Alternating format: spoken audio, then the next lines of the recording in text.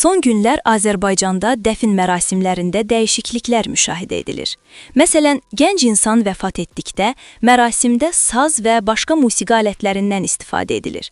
Bəzən isə yas sanki toy kimi keçirilir. Bu adət cəmiyyətdə birmənalı qarşılanmır və ictimai müzakirələrə səbəb olur. Belə yas mərasimləri ləğv edilməlidirmi?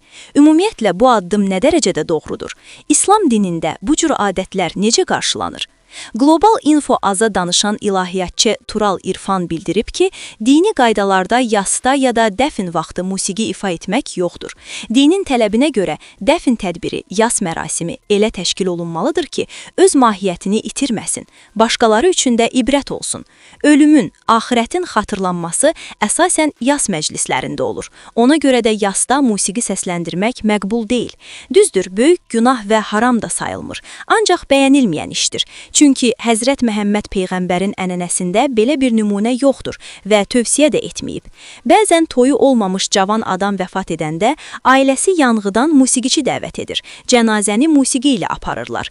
Bu adət Sovet dövründə ermənilərdən bizə keçib. Uşaq olanda Ermənistanda bunun dəfələrlə şahidi olmuşam.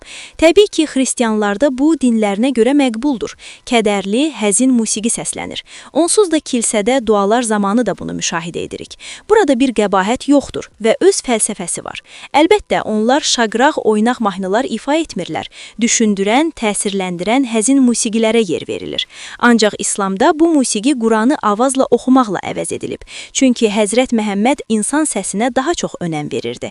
Məhz ona görə də məsciddə namaza dəvət xristianların kilsə zəngindən və yahudilərin şeypur çalmasından fərqli olaraq insan səsi ilə əzan oxunmasını məqbul sayıb.